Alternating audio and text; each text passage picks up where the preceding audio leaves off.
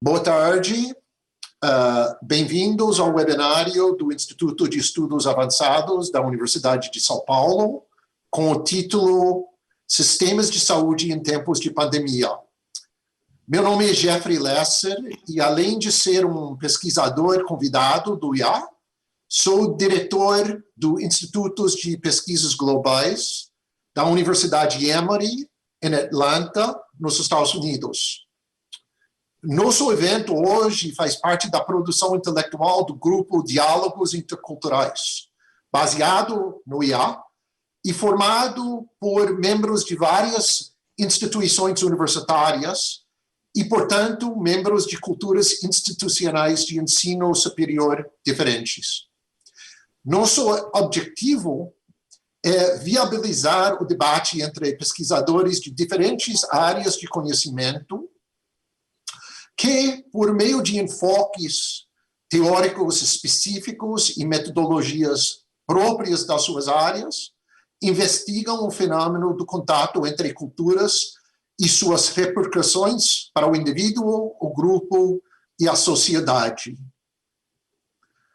Hoje, vamos ter um diálogo intercultural focalizando numa comparação de sistema de saúde no Brasil e nos Estados Unidos.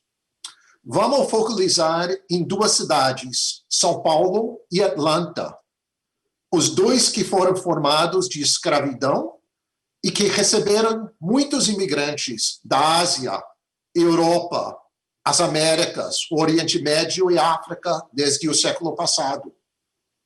Para os webinaristas que não conhecem Atlanta, fica no estado da Geórgia, no sul dos Estados Unidos, e o nono mais populosa cidade dos Estados Unidos, com uma população de mais que 6 milhões de pessoas.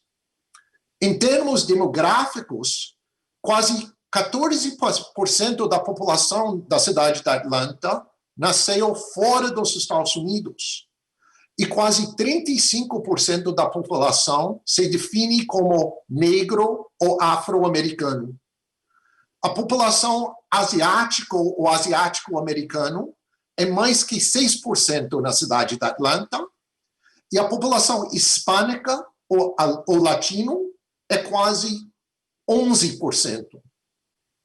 Atlanta e São Paulo, além das suas histórias de escravidão e imigração, também são ligadas por serem dois países onde a liderança federal não está tratando a questão de Covid com a seriedade necessária hoje em dia.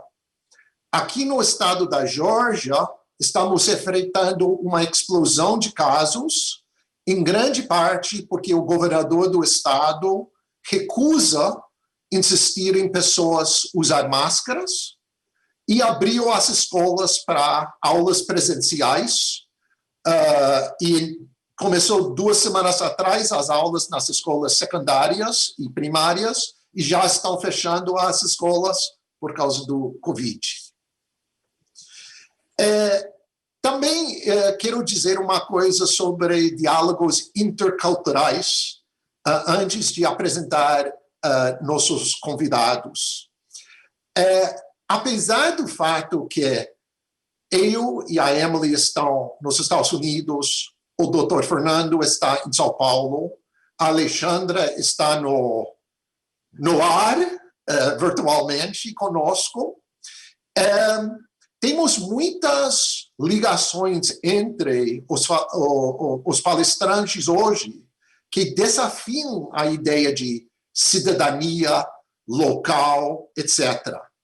O Dr. Fernando, ele participa nas bancas de mestrado, doutorado e graduação, tipo TCC, na Emory. A Emily foi uma aluna da sociologia na USP, onde ela foi orientada pela professora Nádia Araújo Guimarães, também membro do IA. Eu, além de estar na Emory, também estou no IA. A Alexandra, nossa debatedora, além de estar na Emory, também foi bolsista no Brasil, onde ela foi orientada pelo professor Luiz Ferla, da Unifesp. Ou seja, isso não é uma conversa entre dois grupos sem contato. De verdade, é uma conversa sobre duas cidades e situações onde tem misturas além das situações dos pesquisadores. Então, eu estou muito animado. Bom, hoje vamos discutir os efeitos da pandemia, comparando o sistema de atendimento universal e gratuito no Brasil e o contrário nos Estados Unidos.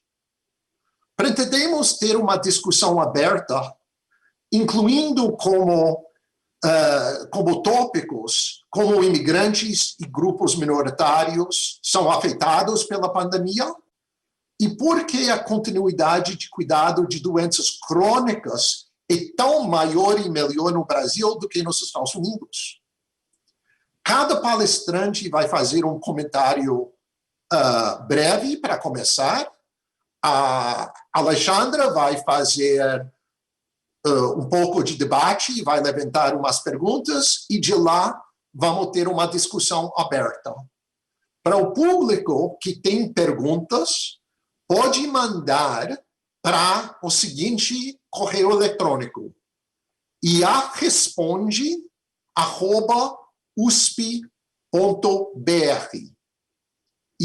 Responde uma palavra só, @usp.br. E assim as perguntas vão chegar aos palestrantes. Nossos palestrantes hoje são Dr. Fernando Costa de Carvalho Cosentino, um médico na UBS Bom Retiro, em São Paulo, graduado pela Faculdade de Ciências Médicas da Santa Casa de São Paulo e especialista em saúde da família pela Universidade Federal de São Paulo. Ele fez parte do programa Mais Médicos por 4 anos e há 5 anos atua como parceiro comunitário integrado à equipe da pesquisa da Emory. Ou talvez o grupo da pesquisa da Emory é integrado sob a liderança do Dr. Fernando na UBS Bom Retiro. O Dr. Fernando é um dos orientadores de nosso segundo palestrante, a Emily Pingel. A Emily é mestre em comportamento em saúde e educação, em saúde pela Universidade de Michigan, nos Estados Unidos, e é doutoranda em sociologia pela Universidade Emory. Em 2019, fez etnografia no Bom Retiro, apoiado com uma bolsa da Fundação Fulbright e convidada pela Universidade de São Paulo. A mesma Fundação Fulbright também apoiou a pesquisa de nossa debatadora, a Alexandra Lovett. A Alexandra formou-se na Faculdade da Emory em Biologia e Estudos Brasileiros, e agora ela é uma das poucas pessoas escolhidas para fazer um duplo curso de medicina e doutorado em epidemiologia na Emory, onde, no futuro, vai tratar de pacientes enquanto conduz pesquisas sobre desigualdades na saúde e como evitá-las. Nosso formato hoje, primeiro vai falar o Dr. Fernando, depois vai falar a Emily Pingel, vamos ter um comentário virtual, um vídeo feito pela Alexandra, que infelizmente para ela está fazendo uma prova na Escola de Medicina exatamente nesse minuto, e depois vamos abrir para perguntas. Então, gostaria de agradecer o público, gostaria de agradecer o IA pelo todo o apoio nesse seminário multicultural, multivirtual, multinacional, e gostaria de passar a palavra para o Dr. Fernando. Obrigado, Jeff, pela palavra. Inicialmente, eu gostaria de dar boa tarde a todos. Boa tarde ao Jeff, boa tarde a Emily, a Alex e a todos que estão nos acompanhando hoje. Como o Jeff falou, eu me chamo Fernando, sou um médico que trabalha na UBS do Bom Retiro E eu queria muito agradecer a oportunidade do Instituto de Estudos Avançados da USP de nos permitir falar sobre um tema que é tão importante, em um momento tão importante, e com pessoas tão capacitadas, tão graduadas. Então, fica aqui um agradecimento e também em nome da UBS do Bom Retiro, né? Bem, como eu comentei, nós desenvolvemos as nossas atividades na UBS do Bom Retiro. Isso é uma coisa importante, porque o nosso grupo, né, as pessoas que nós atendemos, é muito caracterizada ao longo dos anos por uma imigração distinta, né, e muito intensa de pelo menos 100 anos para cá. E isso é uma característica importante porque molda a maneira como nós nos relacionamos com o nosso público, né? Isso nos traz dificuldades, mas também nos traz benefícios, né, ao tratar dos nossos pacientes. Então, as ações que nós temos tomado desde março aproximadamente, quando a pandemia começou a acontecer aqui no Brasil, elas são pautadas inicialmente nas peculiaridades das nossas relações com os nossos pacientes e também em alguns princípios básicos, né? Principalmente promoção e prevenção em saúde, né? Eu vou citar algumas das ações que nós tomamos. Ao longo da conversa a gente vai falar um pouquinho melhor sobre elas, mas apenas para ter uma ideia do que tem sido feito, né? Inicialmente, um ponto muito importante é a garantia do distanciamento social, né? Isso é importante para que nós permitamos que as nossas atividades continuem acontecendo de uma maneira minimamente segura, né?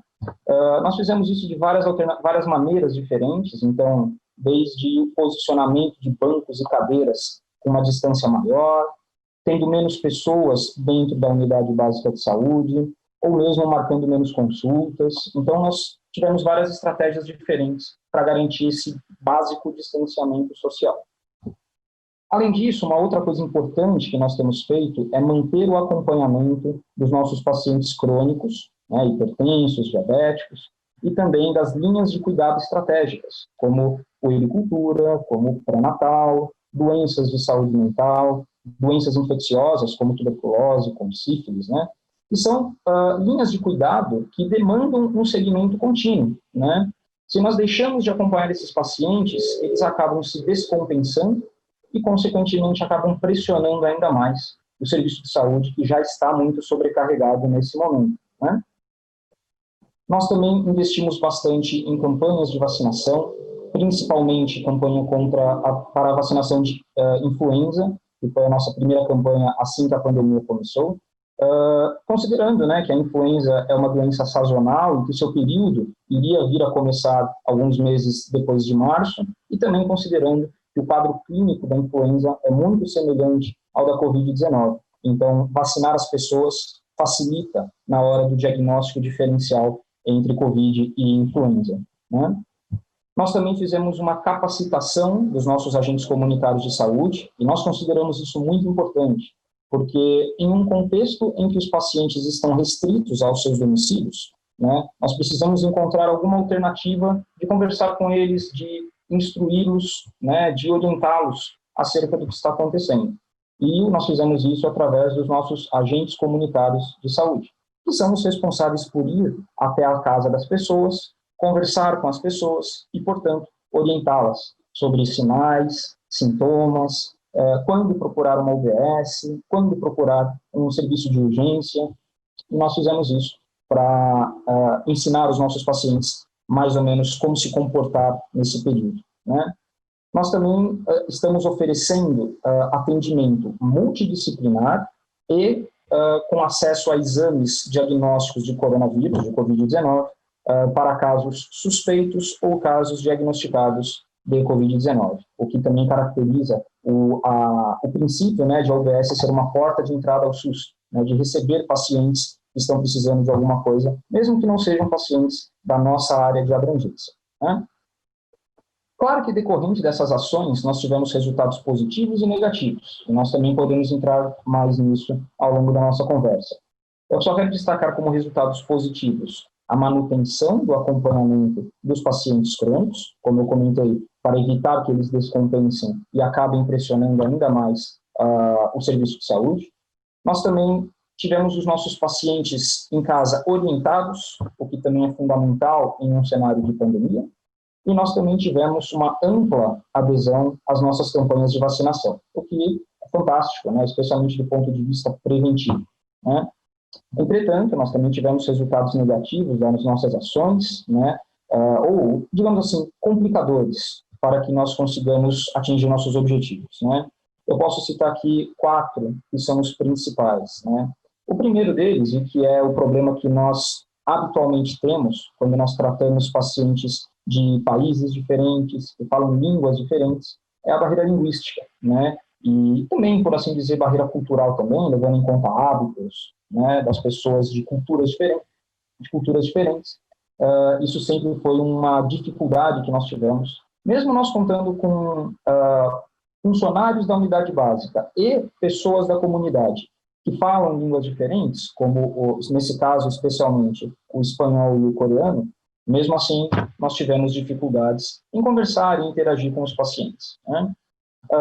Outra questão é que a vigilância epidemiológica e o rastreio de casos suspeitos, de contatos, né, sempre foi um problema também. Nunca houve uma política realmente aprofundada nesse tema, e nós também sofremos muito com isso. Também, no começo da pandemia, nós tivemos problemas com a lentidão de resultados de exames e mesmo a disponibilidade. Nós sabemos que hoje isso já foi bastante melhorado, né? Mas no início, o resultado de um swab para Covid demorava 15 dias, que acaba sendo o período de recuperação mesmo de um paciente infectado. Então, no começo, nós tivemos problemas com isso. E também um problema que persiste até hoje, que é o absenteísmo, né? Infelizmente, nós estamos em contato com a Covid-19, então nós temos muitos casos suspeitos ou diagnosticados de profissionais de saúde. E, é claro, eles precisam se afastar durante esse período, e isso acaba impactando também na nossa dinâmica, na prestação de serviço à população, tá? Então, em linhas gerais, é mais ou menos isso que nós temos feito na UBS. Acho que nós vamos ter a oportunidade de conversar mais a fundo sobre esses temas. Obrigado, Jeff. Muito obrigado, Dr. Fernando. Agora eu gostaria de passar a palavra para a Emily Pingel. Por favor, Emily. Obrigada. Em primeiro lugar, eu gostaria de agradecer o Instituto de Estudos Avançados pela oportunidade de fazer parte desta discussão. Tenho a sorte de ter colegas incríveis como o Dr. Cosentino, o Dr. Lesser e a futura doutora Alex Lovett. Gostaria de começar hoje discutindo 3 características do SUS que me impressionaram no ano passado, durante meus 15 meses no bairro do Bom Retiro. Primeiro, é a presença de agentes comunitários de saúde e a ligação essencial delas com os pacientes da vizinhança. Segundo, as campanhas de vacina, não só no posto, mas nas escolas, estações de metrô e oficinas, na verdade, em qualquer lugar por onde tantas pessoas estejam passando. E terceiro, atenção básica de saúde gratuita fornecida pelo Estado, até mesmo para os muitos imigrantes que moram no Bom Retiro. O SUS está longe de ser perfeito, mas esses serviços básicos não existem no meu país. O governo federal aqui nos Estados Unidos não tem um papel centralizado na saúde pública e acredito que agora estamos pagando o preço mais alto por essa ausência. Os Estados Unidos são um país baseado no individualismo e essa característica inspirou muitos empresários, ativistas, imigrantes e políticos a sonhar alto e realizar feitos incríveis. Eu diria que também deixou muitas de nossas instituições públicas imobilizadas. O sistema de saúde dos Estados Unidos está fragmentado. Muitos americanos não têm um médico regular para consultar ou um local onde vão para obter serviços de saúde. O número de americanos sem seguro de saúde continua alto e só cresceu desde março. Além disso, como no Brasil, continuamos lutando contra séculos de racismo embutidos em nossas estruturas e vida cotidiana. Não é nenhuma surpresa que temos negros e pardos nos Estados Unidos morrendo em taxas muito mais altas do que brancos. Também testemunhamos a destruição da opinião de especialistas, a proliferação de fake news e uma população que desconfia de nossos líderes e da mídia em igual medida. Alguns dizem que ninguém esperava essa pandemia. Na verdade, muitos cientistas já previam isso há anos. E agora vemos que a falta de investimento em saúde pública tem consequências terríveis.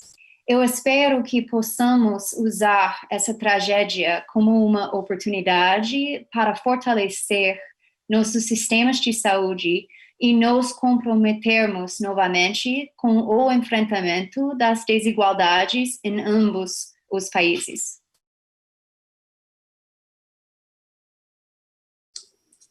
Muito obrigado, Emily Pingel,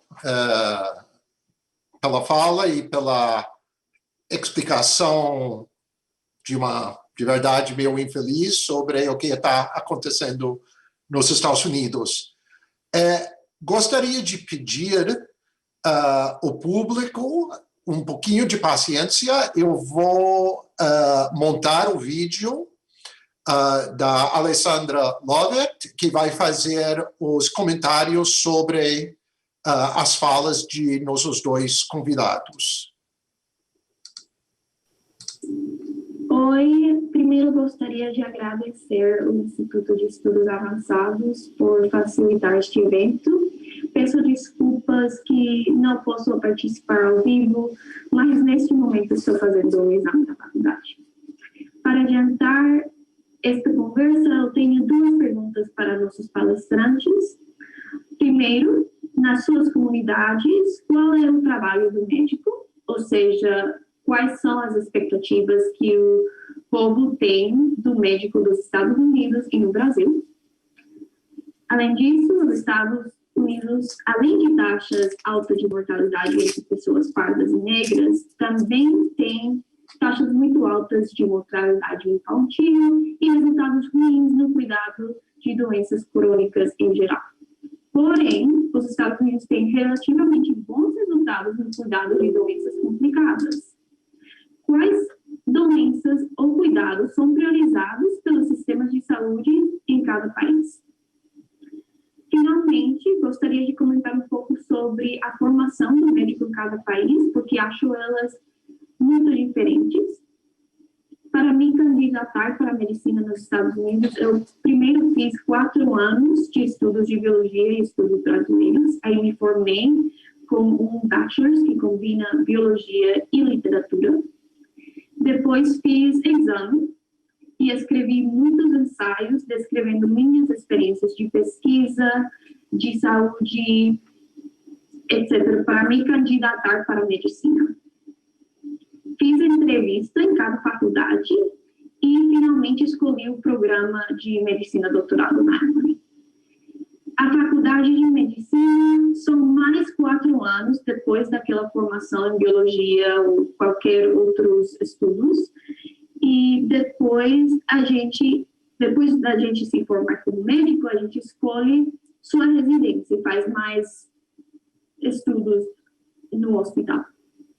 Portanto, a formação do médico nos Estados Unidos é interdisciplinar, mas leva muito tempo e esforço que desafia pessoas interessadas no começo. O bom disso é que é muito raro que um estudante na faculdade de medicina decida não ser médico, porque já tem passado muito tempo pensando na sua carreira e tem tido várias experiências no sistema de saúde para confirmar seu desejo de ser médico antes de começar na faculdade de medicina. Desculpa. Ajuda coragem em não investir tanto dinheiro em pessoas que não querem ser médicos no final, mas também faz a formação muito difícil e cansativa, porque tem que levar as aulas ao lado da pesquisa, ao lado do trabalho no hospital. Eu e mais 10 pessoas no meu programa decidimos dedicar ainda mais tempo aos nossos estudos para obter doutorados em pesquisa. Eu vou fazer o doutorado em epidemiologia, mas tem estudantes de medicina fazendo doutorado em antropologia, em microbiologia, imunologia, sociologia. É muito variado. Se alguém tiver perguntas sobre o programa, gostaria muito de responder pelo e-mail. E muito obrigada pela oportunidade de novo e espero que vocês tenham uma conversa muito boa. Muito obrigado, Alex.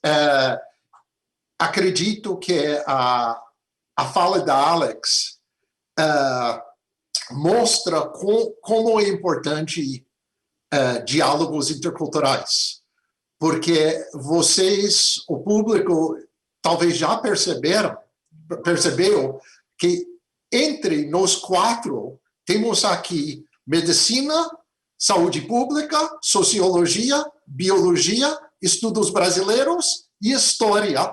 Todo mundo fazendo uma pesquisa junto sobre temas relacionados. Então, estou muito feliz em compartilhar essa diversidade. Então, gostaria de pedir para nossos dois convidados, nossos dois palestrantes, primeiro responder as duas perguntas da Alexandra Lovett, e de lá podemos abrir nosso bate-papo. Então, por favor, qualquer de vocês dois.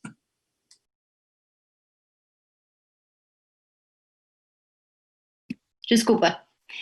Então, a primeira pergunta era quais são as expectativas dos pacientes sobre o tratamento do médico, né? É basicamente isso, né? Bom, o que você acha, Fernando, no Brasil, por exemplo? Emily, eu acho que isso depende um pouco do contexto. Eu acho que no Brasil as pessoas tendem a acreditar que o médico, claro, vai fazer uma parte biológica por elas, então vai tratar a doença, vai diagnosticar a doença, vai aliviar aquele problema orgânico que a pessoa tenha. Isso eu entendo que acontece com a imensa maioria das pessoas, mas eu acredito, especialmente a minha experiência, aqui vale um parênteses, né? Eu estou na atenção básica, em que eu atendo pessoas tendo uma visão mais ampla sobre os pacientes. Então, não é apenas uma questão biológica, e sim uma questão biopsicossocial. Então, eu entendo que os pacientes que me procuram, pelo menos, e que procuram os serviços de atenção básica, eles esperam algo a mais dos seus médicos, né? Eles esperam alguém que resolva a sua questão biológica, orgânica, mas também esperam que seja alguém com quem eles possam conversar sobre os seus problemas do dia a dia, alguém que possa dar algum tipo de auxílio para doenças de saúde mental, por exemplo. E aqui eu quero dizer não só o psiquiatra, mas mesmo o médico da família, por exemplo, né? Então, eu entendo que os médicos no Brasil são mais vistos, claro, dentro de cada contexto específico, mas, de maneira geral, o paciente confia no médico, não só para resolver problemas de saúde biológica, orgânica, mas também de saúde mental, de problemas sociais, né? Uma abordagem mais ampla. Lógico, se você está falando de especialistas mesmo, e quanto maior o grau de especialização, menor. Entendo que o brasileiro exige mais isso do seu médico, demanda mais isso e entende ser mais natural ter essa abertura com o seu médico. Ótimo.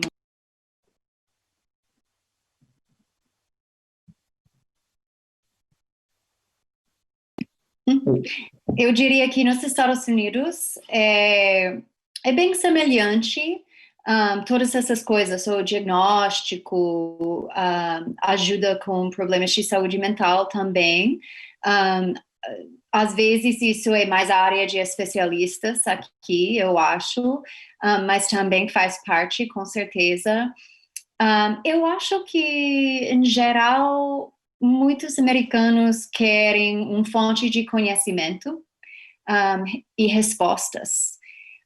Ou, às vezes, dependendo da pessoa, às vezes as pessoas querem que o médico pode admitir dúvidas quando tem.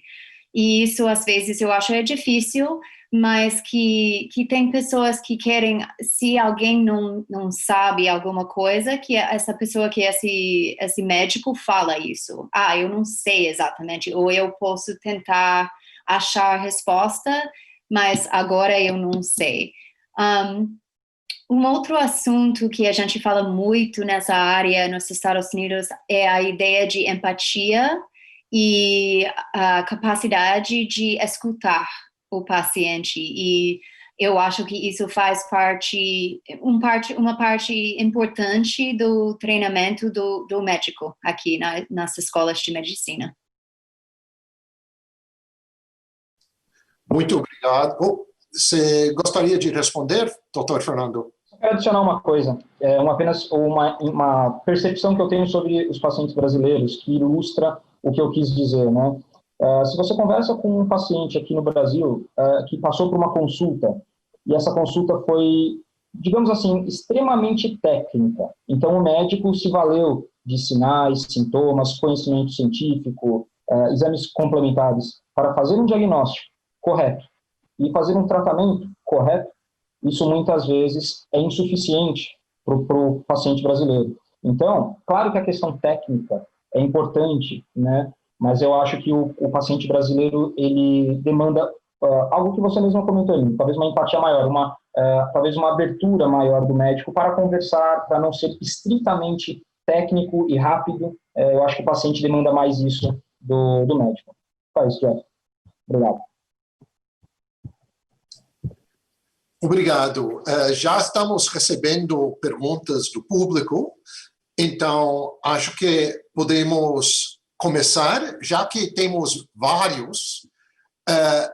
Vou ler e talvez vocês dois podem responder a cada pergunta e vamos continuando, porque as perguntas são bem interessantes. Então, a primeira pergunta vem de Carlos. E ele, eu vou ler a pergunta, vou fazer um comentário sobre a pergunta e passar para vocês. Ele escreve: o bairro do Bom Retiro foi um bairro de imigração judaica. Hoje recebe um importante grupo de imigrantes asiáticos e hispânicos. Mudou a forma de tratamento dado pelo sistema público de saúde ao mudar o perfil de imigrante. E antes de passar a pergunta, só queria acrescentar a essa pergunta que nossa pesquisa foge da ideia que Bom Retiro é um bairro de um grupo ou outro e trata mais a ideia do que o Bom Retiro é um bairro multicultural. E é importante para o público saber, porque é uma coisa não muito bem entendido, que o Bom Retiro era e é também um bairro de uma população afrodescendente muito importante, incluindo no começo do século XX, alguns dos mais importantes revistas e jornais afrodescendentes no Brasil estavam saindo do Bom Retiro. Mas com esse pequeno lição do historiador, gostaria de passar a pergunta do Carlos sobre a forma de tratamento e a relação com o perfil do imigrante para nossos palestrantes. Posso começar essa, Emily? Então, primeiro de tudo, gostaria de agradecer a pergunta do Carlos, né, uma pergunta muito relevante quando a gente trata de um bairro multicultural, né, como a gente está mencionando aqui. E a resposta é que sim, Carlos. Né, é claro que eu não estou há tanto tempo no Bom Retiro, né, para ter a experiência de ter atendido apenas, por exemplo, a comunidade judaica. Mas hoje, como nós temos, né, essa convivência da comunidade judaica, da comunidade hispânica, da comunidade asiática, né, hoje é possível você traçar comparações na abordagem dessas comunidades diferentes, né? E sim, a minha impressão é a seguinte: A comunidade judaica, ela já está estabelecida no bairro do Bom Retiro há bastante tempo, né? Ela já é integrada ao bairro. O que eu quero dizer com isso em termos práticos? Eles falam português, as pessoas têm a cultura, né? É muito semelhante à do brasileiro, claro que há peculiaridades, há costumes diferentes, mas são pessoas que já estão mais integradas à sociedade brasileira. Então é muito mais fácil, mais intuitivo para a equipe de saúde interagir com esses pacientes. Claro, temos que respeitar as diferenças, existem pessoas que são contra a vacina, por exemplo, que têm costumes religiosos diferentes, e claro que nós temos que ter essa compreensão, né?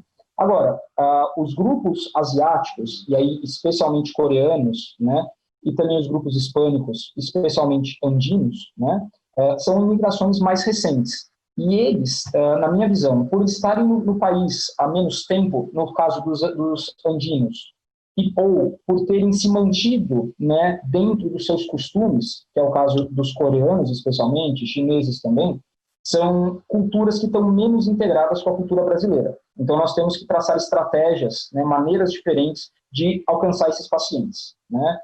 Como eu comentei mais cedo, uma das principais dificuldades é a barreira linguística, né? E isso quando nós temos uma língua muito diferente da nossa, como no caso dos coreanos ou dos chineses, né? Essa aproximação é muito mais difícil. E aí nós temos que tentar contar com alguns recursos. Um deles foi o desenvolvimento de guias de conversação, né, em que você aponta uma frase pré-estruturada e o paciente aponta uma resposta pré-estruturada também, para tentar facilitar o contato com os pacientes quando não há um intérprete, né? Quando nós temos intérprete, e que muitas vezes acabam sendo pessoas da família do paciente, amigos, né, que falam português melhor, a gente acaba fazendo dessa maneira. Com relação aos hispânicos, né, existe uma proximidade um pouco maior da língua, embora nós sabemos que não são línguas iguais, então, mas é um pouco mais possível de alcançá-los falando um português devagar, eles falando espanhol devagar, e claro, isso é mais possível, né, de alcançá-los. Como eu comentei, nós também temos guias de conversação para as pessoas que falam espanhol, né? Nós temos que levar muito em conta que os costumes dessas populações são bem diferentes dos nossos, especialmente a população boliviana. É uma população com uma cultura mais fechada, mais patriarcal, né? Então nós temos que também entender isso para poder saber como conversar com eles, como chegar neles, né? Então, essas estratégias, elas foram desenvolvidas ao longo do tempo, conforme a demanda, né? Para a gente tentar alcançar melhor essas pessoas. Uma outra estratégia, apenas para passar a palavra para a Emily, é a contratação de funcionários que pertencem a essas comunidades, né? E nós somos muito bem-sucedidos nisso com relação à comunidade boliviana, especificamente, né? Nós temos funcionários dentro da nossa estrutura da Unidade Básica de Saúde que são da comunidade boliviana. Então, eles fazem esse link, essa ponte para a comunidade. Então, a gente consegue ajuda, né, com esses funcionários, a gente consegue entender melhor o dia a dia deles. Então, é claro que você tendo populações de imigrantes diferentes ao longo do tempo, você vai se adaptar, né? Você não pode tratá-los todos como uma comunidade já adequada, já inserida no contexto cultural brasileiro, né? Emily. Eu diria que sim, claro, os serviços têm que mudar um pouco enquanto os profissionais de saúde estão cuidando para as pessoas que vêm fora do Brasil, né? Os imigrantes, as pessoas que falam outras línguas. E eu acho que isso existe em todo lugar, na verdade, e é um assunto muito importante nas ciências sociais, na sociologia, na antropologia, quando a gente tenta entender como a questão da cultura e da língua entra na interação entre profissionais de saúde e pacientes, né? É sempre uma questão de como lidar com o outro. E o outro pode ser um imigrante, mas também pode ser uma pessoa de um grupo estigmatizado. Desculpa, essa palavra é muito na boca. E então, eu acho que muitas vezes a gente quer uma solução definida e final. Se a gente faz isso, vai resolver esse problema de lidar com o outro, com as pessoas que têm diferenças de nós, né? Mas não é assim, na verdade, é um processo.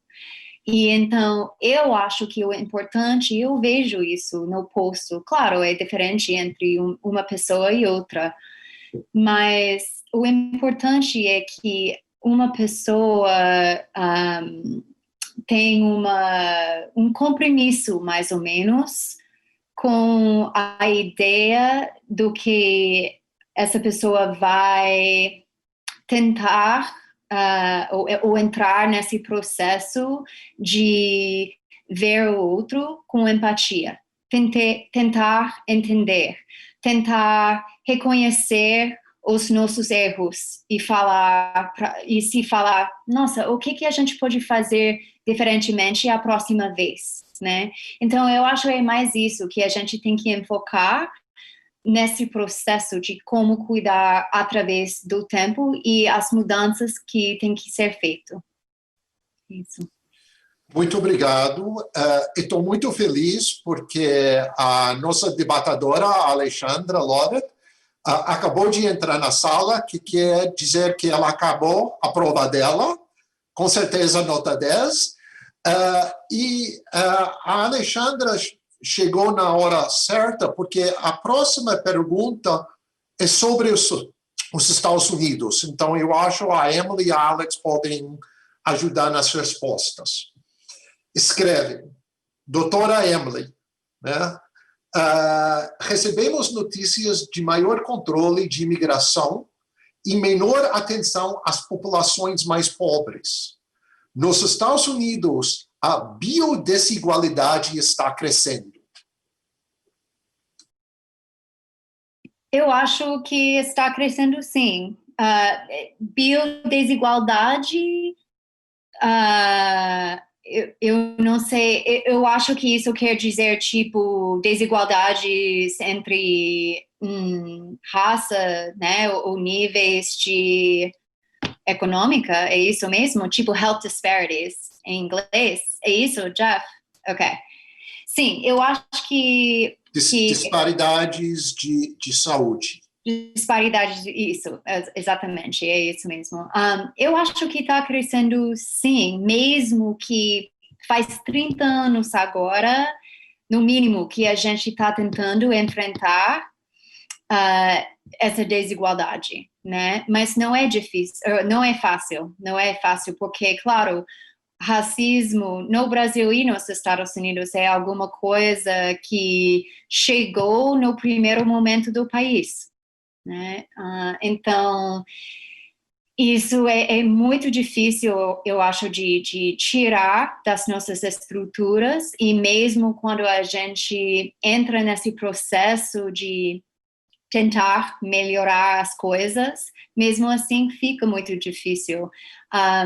E eu acho que o sistema de saúde nos Estados Unidos dificulta esse processo ainda mais, porque tem muita gente que não tem acesso aos serviços de saúde, e isso é muito mais comum entre os negros e pardos, não só por causa, por exemplo, das questões econômicas ou financeiras, que menos pessoas vivendo em pobreza têm acesso, claro, isso faz parte, mas também porque tem muita evidência que a maioria dos médicos, por exemplo, tem interações entre médicos brancos e pacientes negros e pardos em que a gente não se comunica muito bem. Isso também é um obstáculo para acessar saúde de uma maneira boa, mais ou menos. Alexandra? Sim, eu acho uma pergunta muito boa e muito importante, porque é importante esclarecer que na medicina não tem evidência, ao meu saber, pelo menos, que as diferenças de raça, pessoas que estamos vendo em saúde são justificadas pela genética. Então, são fatores sociais que estão impactando essas pessoas e que faz que não conseguem acesso à saúde, à medicina, o atendimento que precisam. Aí, eu acho que agora é ainda pior, porque a taxa de desemprego fica ainda mais alta do que normal e muitas pessoas têm acesso ao médico, ao seguro pelo trabalho, então perdem o trabalho, ainda mais pessoas não têm acesso ao médico e quase sempre são as pessoas que nem têm isso offered, com esses benefícios no trabalho que estão ficando no risco porque trabalham em empregos que não ganham muito dinheiro, que não oferecem essas coisas, mas têm que ainda ir a trabalhar e se consideram essenciais. Isso é um ponto extremamente importante, porque podemos, por um lado, ver como o racismo, o sexismo são estruturas, tanto no Brasil como nos Estados Unidos. Porém, pelos sistemas de saúde, onde seguro é ligado com emprego, em momentos quando há menos emprego, há menos saúde. O Dr. Fernando, você gostaria de comentar sobre essa questão de biodesigualdade? Sim, eu achei muito pertinente o comentário da Emily e da Alex. Realmente é uma realidade que acontece, né? Aqui no Brasil, o SUS ele não distingue as pessoas por sexo, por idade, por gênero, por raça. Então, aqui no Brasil nós não temos isso tão, digamos assim, institucionalizado quanto talvez nós podemos dizer que acontece nos Estados Unidos, né? Agora, nós também percebemos esse fenômeno de uma maneira indireta, né? Não tanto ligado necessariamente à raça ou sexo, mas nós temos pessoas aqui que também dependem de empregos para usarem convênios, né, com saúde privada, e com a perda de empregos, né, isso acaba levando essas pessoas ao SUS, né, e é claro que isso acaba provocando um efeito de maior pressão sobre o sistema de saúde. Em um contexto em que você tem baixíssimos investimentos, né, no sistema de saúde, com uma demanda cada vez mais crescente, é natural que a qualidade do serviço acabe caindo, né. Então, eu diria que nós experimentamos isso mais por essa ótica, né? Porque o SUS, por lei, a lei orgânica do SUS, determina que não deve haver esse tipo de distinção, né? Muito obrigado. Temos um grupo de perguntas mandadas pela professora Nádia Araújo Guimarães.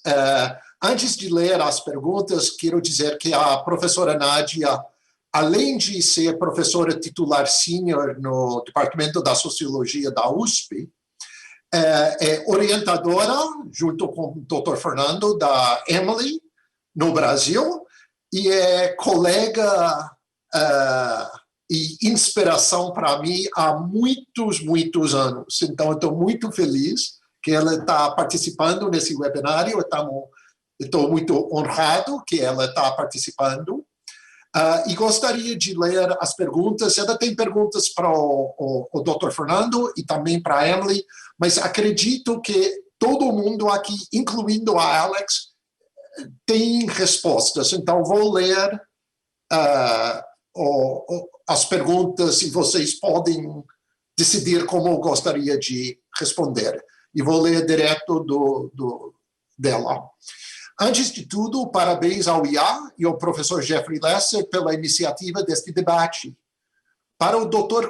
Cosentino, gostaria de pedir algumas informações adicionais sobre dois aspectos. Primeiro, como a pandemia afetou as oficinas de costura e seus trabalhadores?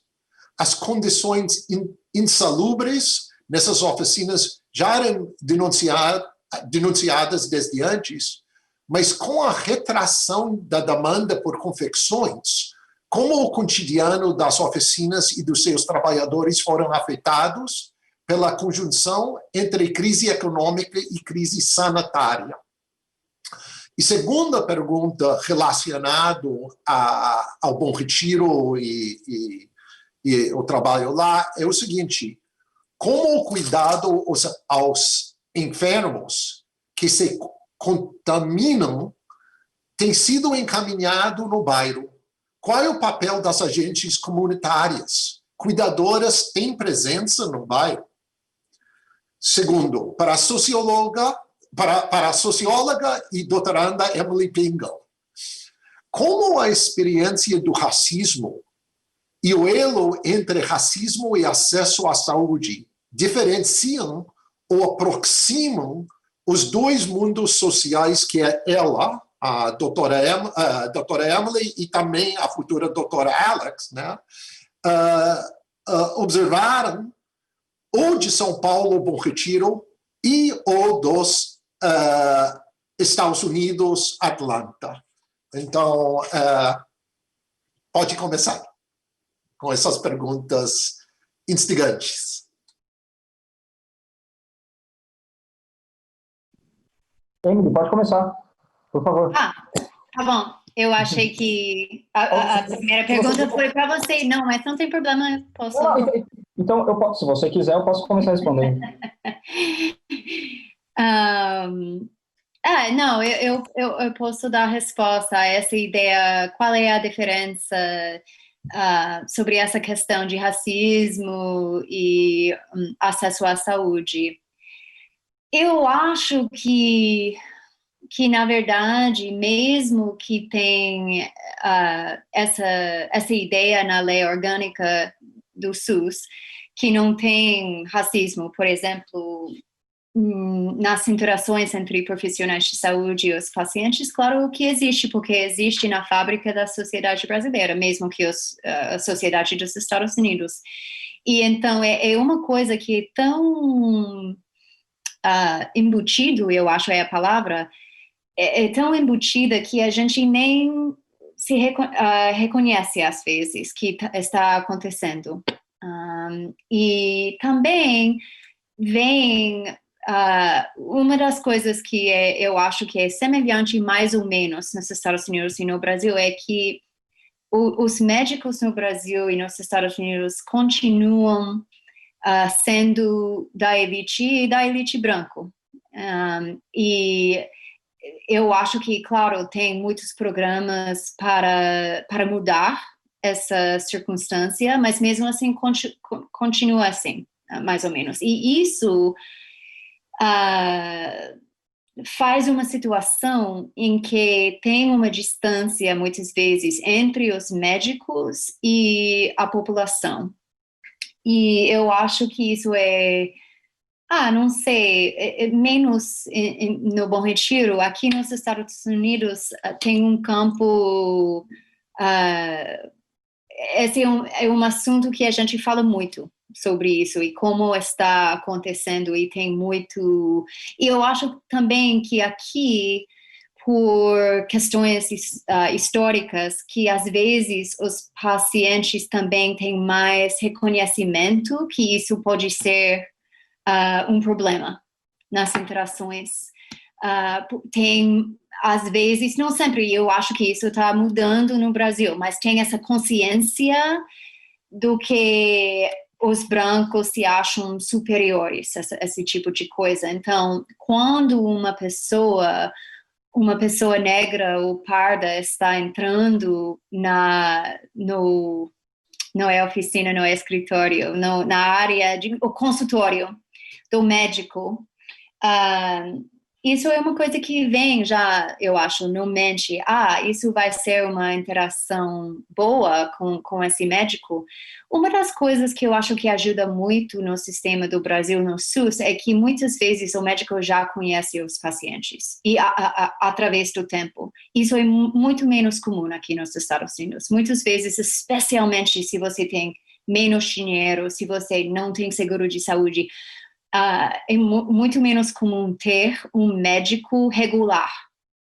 E eu acho que isso é um problema muito grande para as pessoas. Então, e também você tem, às vezes você não tem escolha. com mais escolha vem mais custo, então isso também é um problema, né? Mas se você tem um médico com quem você tem confiança, isso é muito importante para o paciente e pode ser uma maneira de superar essa dinâmica de racismo na interação, né? Mas para muitas pessoas, eles não têm escolha entre médicos. Então, isso é uma das coisas que eu penso. Eu vou continuar pensando, mas Fernando, Alex, o que vocês acham?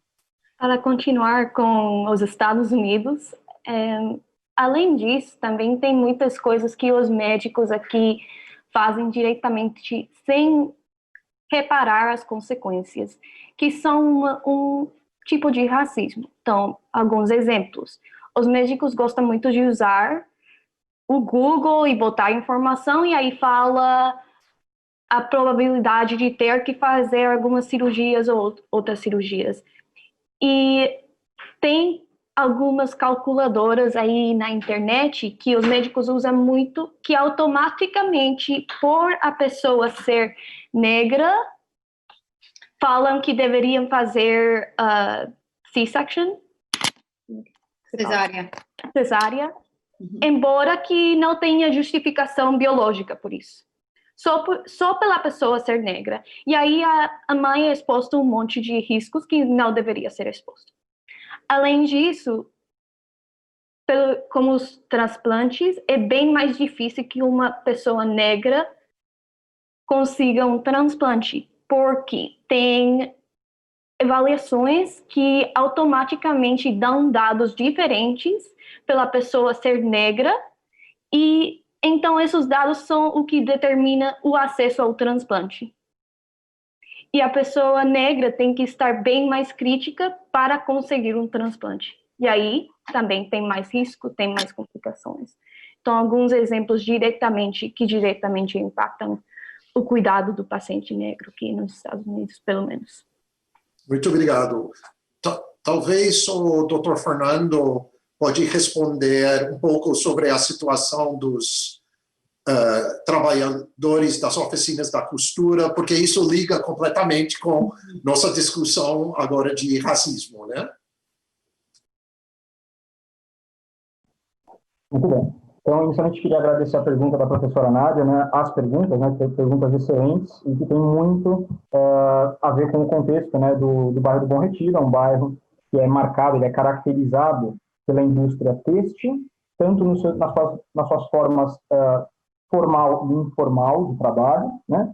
E é claro que o trabalho informal têxtil é predominante, né? E ele acontece na maneira de oficinas de costura clandestinas, talvez a gente possa dizer assim para algumas, outras até funcionam de maneira regular, mas com vários questionamentos acerca do trabalho, se é análogo à escravidão ou não, então tem várias implicações nisso, né?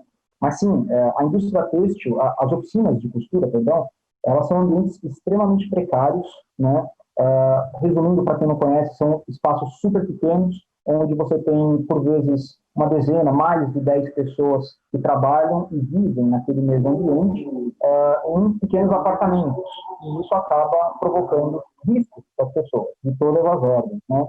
Agora, sendo direto na resposta da professora Nádia, um fenômeno que nós observamos com a pandemia é de que as oficinas de costura diminuíram o seu funcionamento. Isso acontece porque nós temos uma menor demanda por peças de roupas ou peças de outros segmentos da indústria têxtil, né? Então, as lojas do bairro que vendiam o produto final, fechadas. Se elas estão fechadas, você vai ter uma menor demanda. Se você tem uma menor demanda, você vai ter menos pedidos para as oficinas de costura. Então, consequentemente, a atividade de trabalho diminui. A isso se some o fato de que as oficinas de costura são, a sua maior parte, compostas por imigrantes especialmente bolivianos e paraguaios. E isso é um dado importante, porque muitos desses imigrantes voltaram para os seus países. Voltaram para os seus países porque, para eles, existe uma condição sanitária ligada à Covid-19 melhor em Paraguai, em Bolívia, do que no Brasil, especialmente em São Paulo, né? Então, muitos desses pacientes, sem tanto trabalho e com medo da situação do Covid-19, optaram por voltar aos seus países.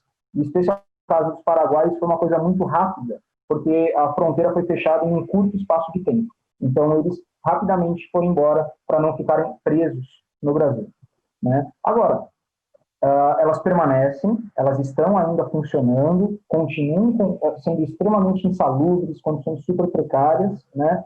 Mas nós percebemos, sim, uma fragmentação dessas oficinas, muitas pararam de funcionar e muitos dos pacientes foram embora.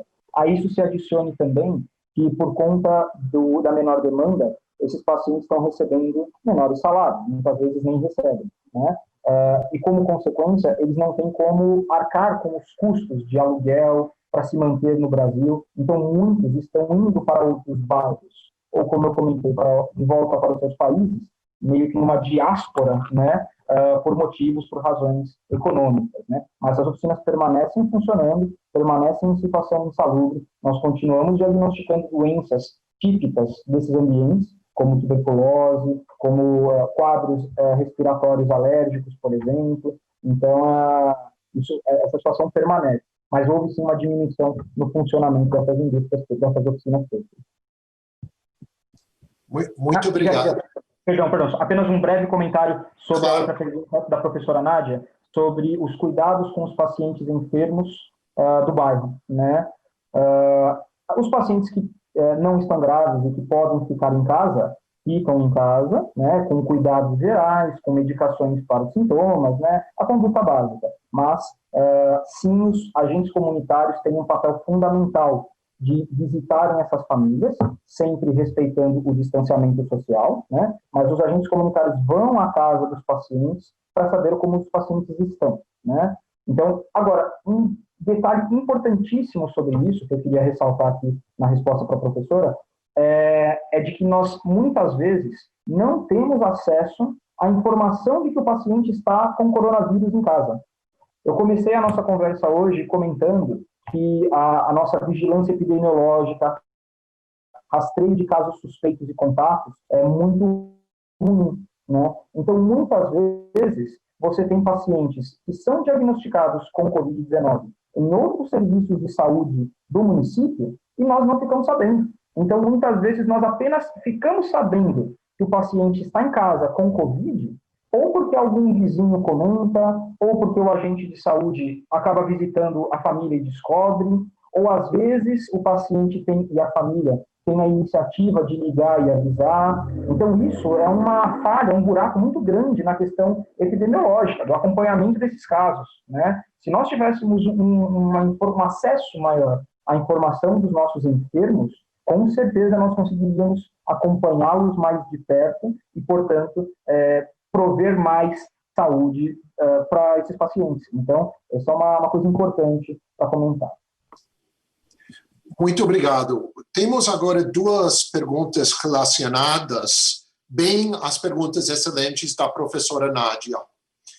A primeira pergunta é relacionada com a reação dos pacientes, né? Como vocês entendem a resposta dos pacientes do que está acontecendo tanto em São Paulo como em Atlanta? E a pergunta relacionada com isso é sobre um futuro vacina. E como vocês imaginar as pessoas... Primeiro, o que vocês acham da possibilidade da vacina, né? A pergunta gostaria de saber, mas também como vocês imaginam que uma vacina vai ser entendida, recebida e tomada pelas populações com quem vocês trabalham? Eu acho muito complicado essa questão da vacina, porque, claro, tem muitos níveis, né? Eu tenho esperança que a gente vai achar desenvolver uma vacina, sim.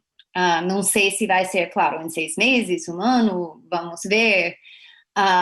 Eu acho que a gente já viu com o caso da Rússia que a pressão política faz questão aqui e que é bem possível que, claro, nossos governos querem que a gente saia já com essa vacina, mas também isso traz a questão da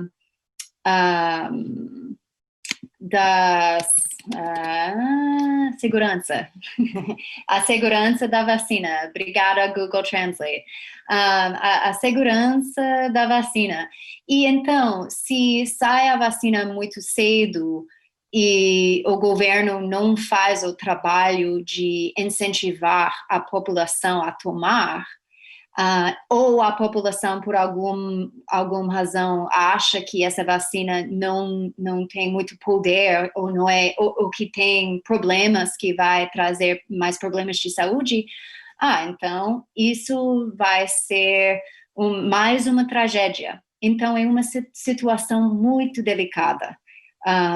E eu acho que os nossos governos têm que pensar muito bem como eles vão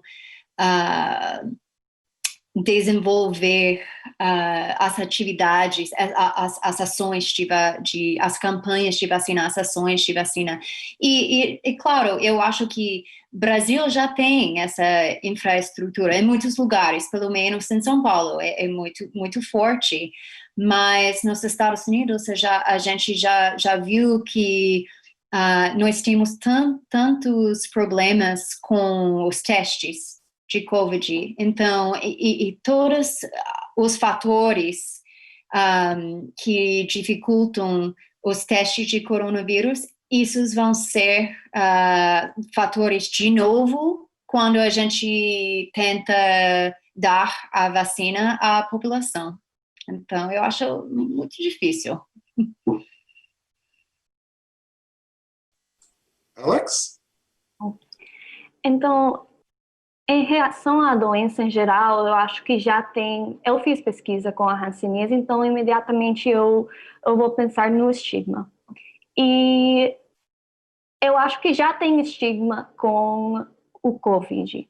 Então, aí tem pessoas que têm medo, primeiro, de falar que eles têm COVID, então não falam para as pessoas que deveriam saber que eles tiveram contato com uma pessoa com COVID, etc. Mas eu tenho esperança que esse estigma vai estimular as pessoas a tomar a vacina.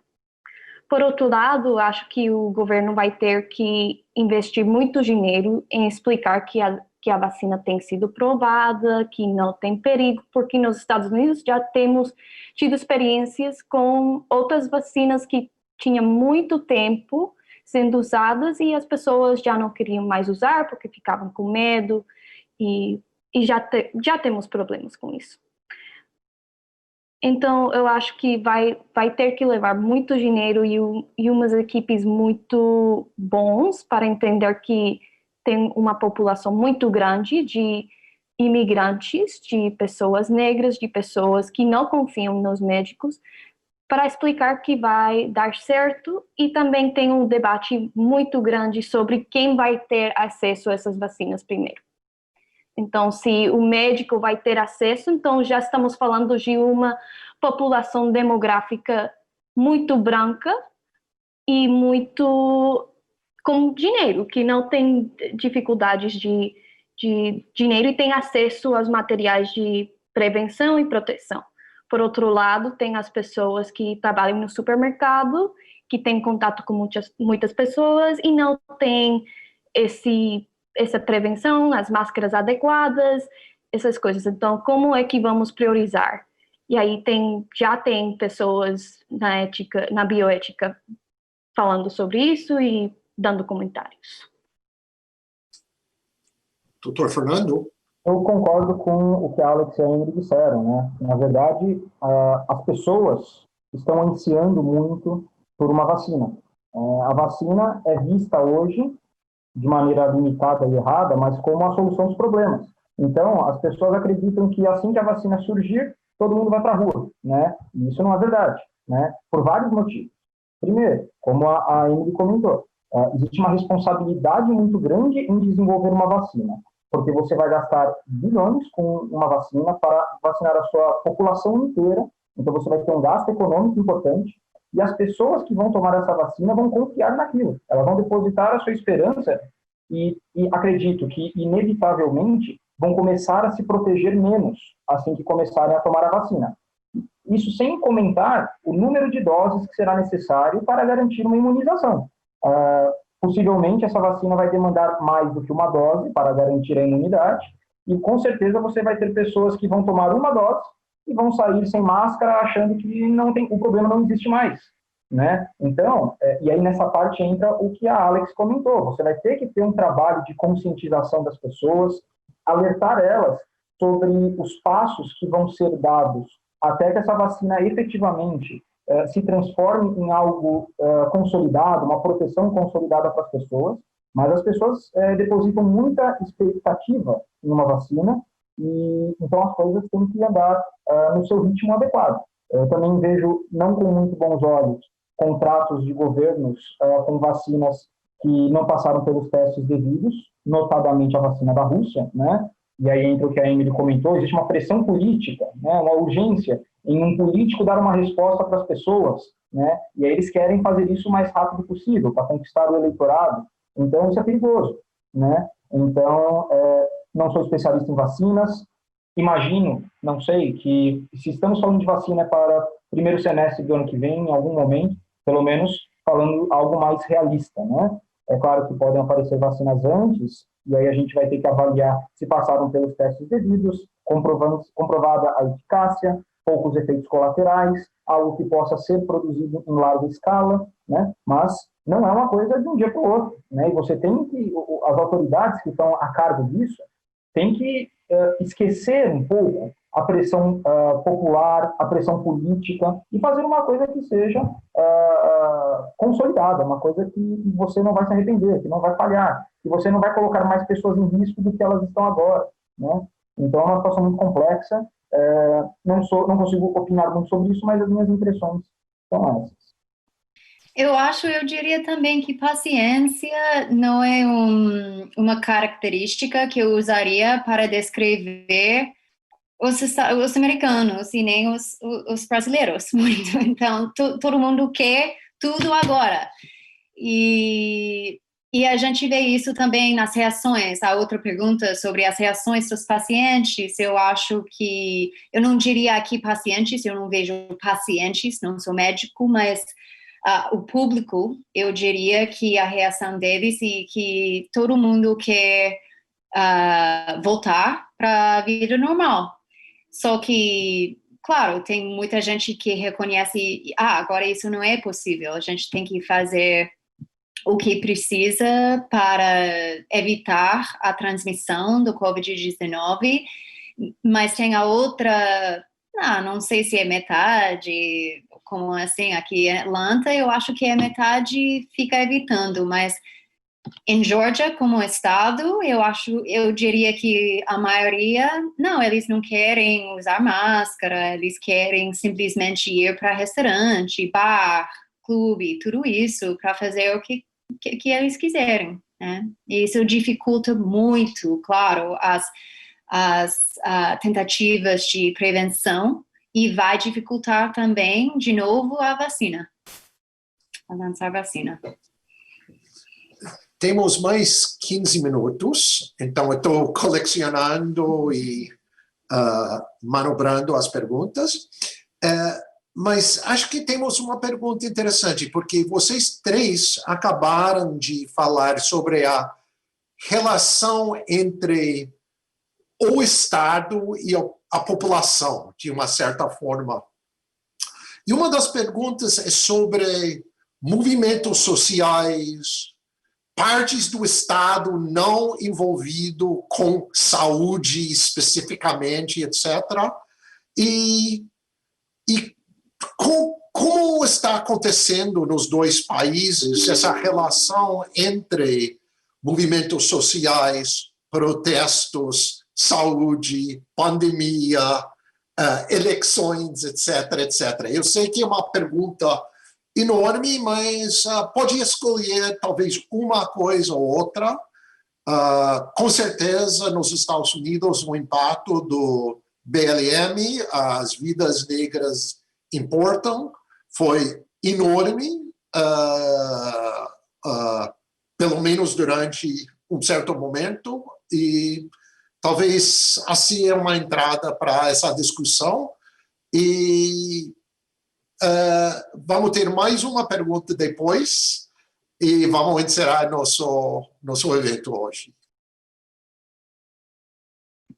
Eu posso responder. Eu tive essa conversa, na verdade, com alguém do posto do Bom Retiro sobre, Emily, me explica, por que esse movimento social de Black Lives Matter aqui, né, ou Vidas Negras Importam no Brasil, por que a gente fica na rua quando tem essa pandemia?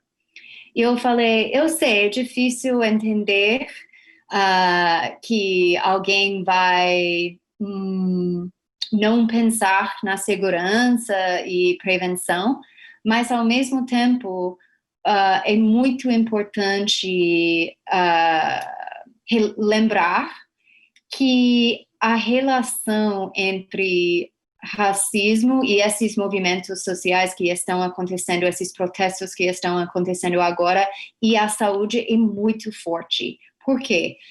Porque, por causa das desigualdades, porque as mesmas pessoas que estão organizando esses protestos aqui nos Estados Unidos para lutar contra a brutalidade da polícia, do Estado, basicamente, contra as pessoas negras, eles sabem também, ao mesmo tempo, que são eles que estão sofrendo mais dessa pandemia. Em números de óbitos, primeiro, e isso tem muitos fatores, mas o estresse de racismo é só um, mas é grande e importante. Mas também por falta de acesso, tem muitos fatores, os mesmos que estão ligados com essa questão da brutalidade do Estado, é a mesma coisa com saúde. Então, quando alguém está num protesto contra a brutalidade da polícia, é basicamente também um protesto contra essas desigualdades em saúde.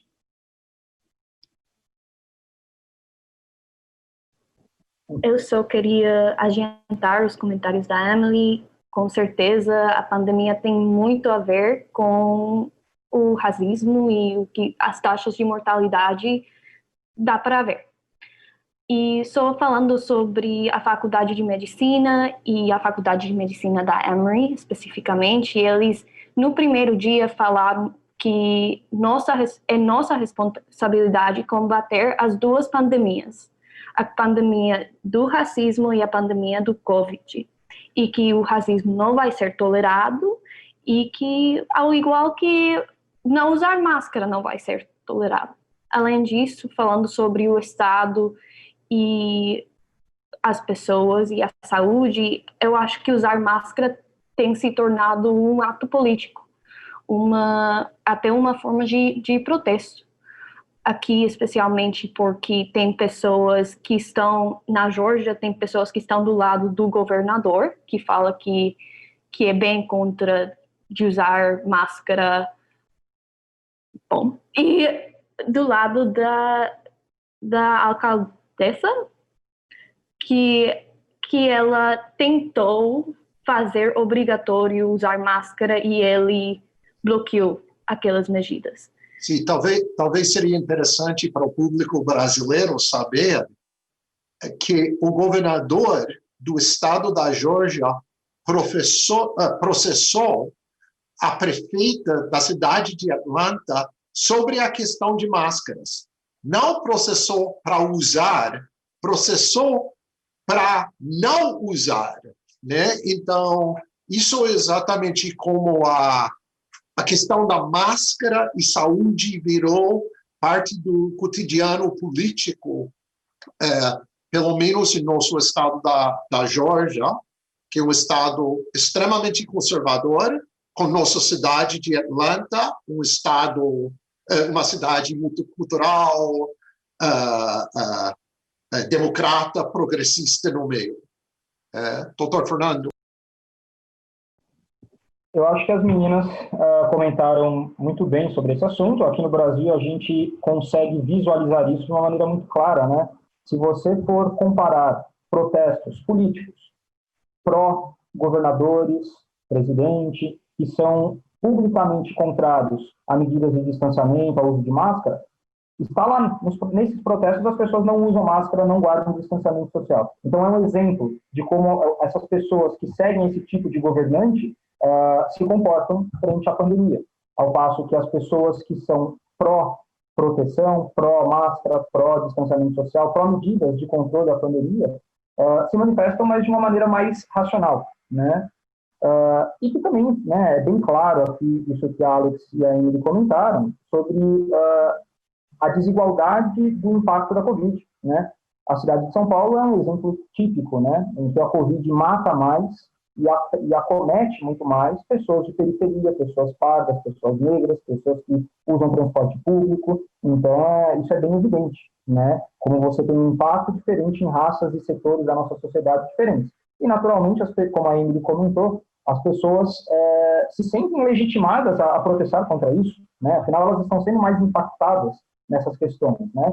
E, mesmo assim, elas protestam de uma maneira racional, de uma maneira razoável, né? Então, o protesto, como a Emily falou melhor que eu, não sei muito sobre esse assunto, é uma maneira muito legítima de a pessoa mostrar que está sofrendo influência negativa sobre algo e que ela quer mudar esse panorama, né? Aqui no Brasil é a mesma coisa, né?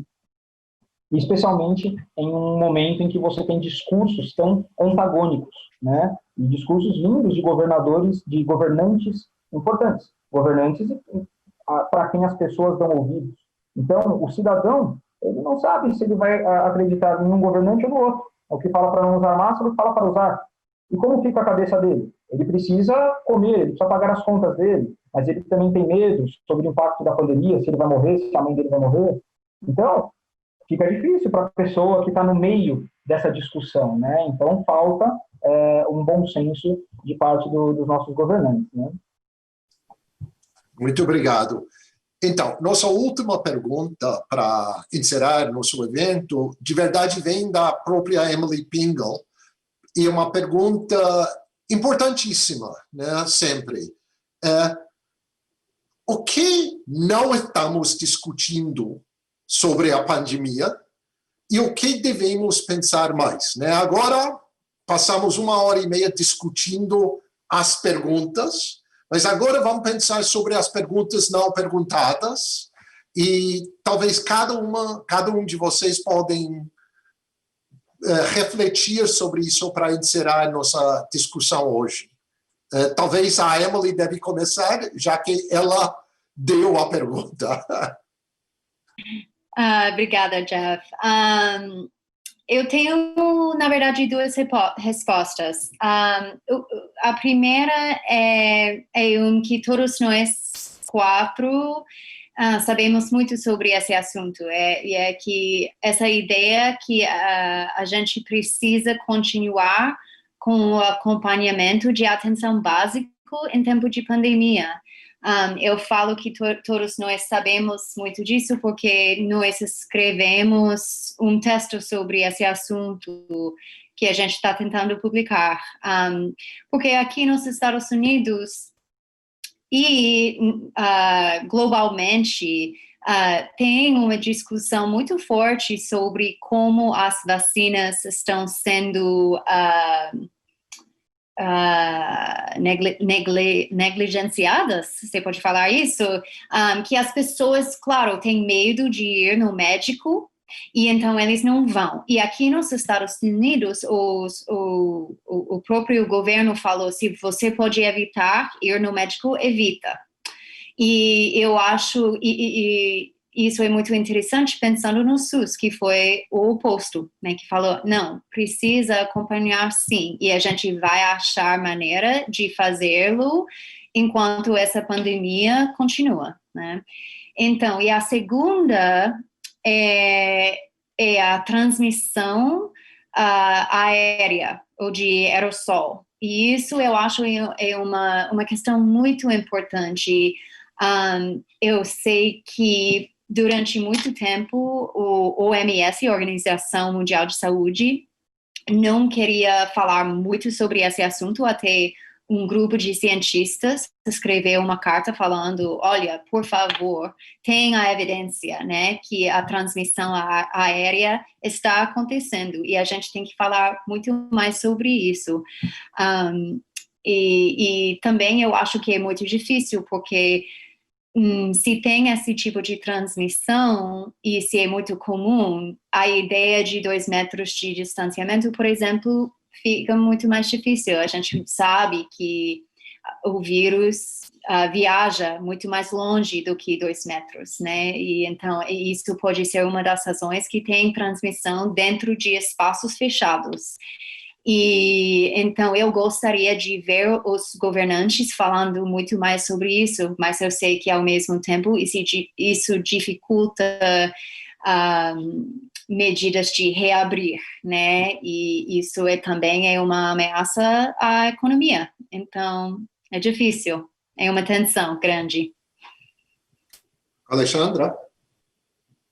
Eu acho que com as pessoas da minha idade, como são mais provável a ser assintomática, aí tem muitas pessoas que não querem tomar a pandemia muito a sério. E já tem pesquisa onde fizeram um raio-x de pessoas que se achavam assintomáticas e tinham sequela da doença nos pulmões. E então eu acho que estamos ficando muito otimistas que não tem consequências a um longo prazo, mas pode ter e nós não sabemos. Também tem muito suspeito que vamos ver um aumento em doenças autoimunes. Então, ter em conta que no momento sabemos as consequências imediatas da doença, mas não sabemos o que vai acontecer com as pessoas que aparentemente se ficam bem depois da doença. Não sabemos num ano, 2 anos o que vai acontecer.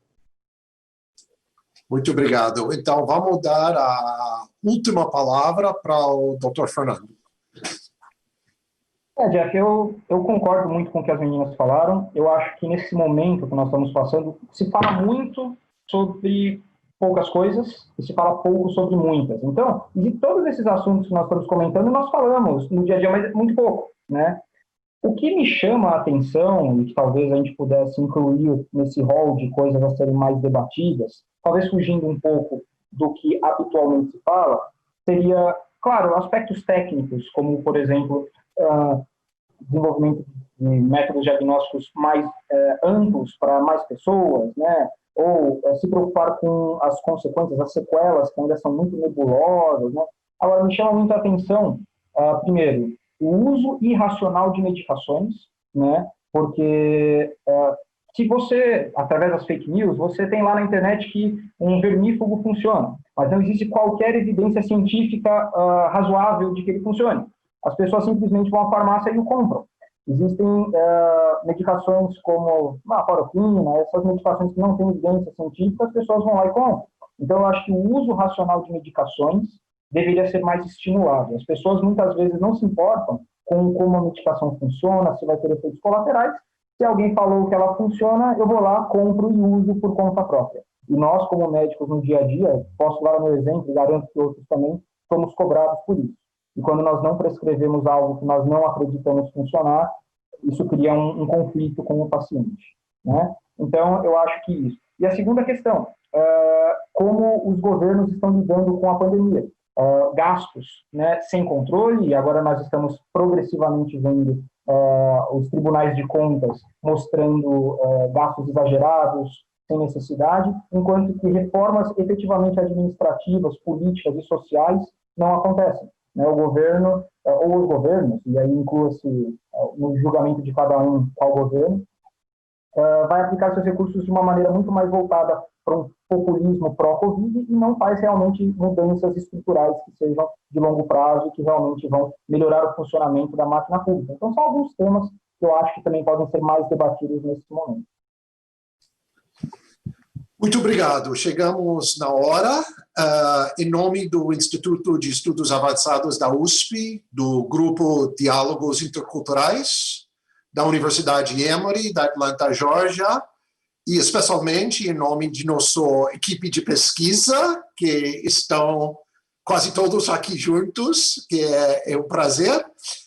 Gostaria de agradecer nossos palestrantes, o Dr. Fernando, a Emily Pingle, nossa debatedora, a Alexandra Lovett, e especialmente o público que participou nesse webinário e mandou perguntas.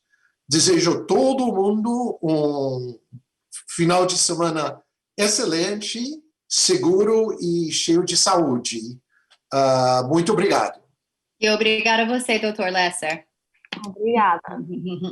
Obrigada. Tchau. Obrigado, gente. Tchau.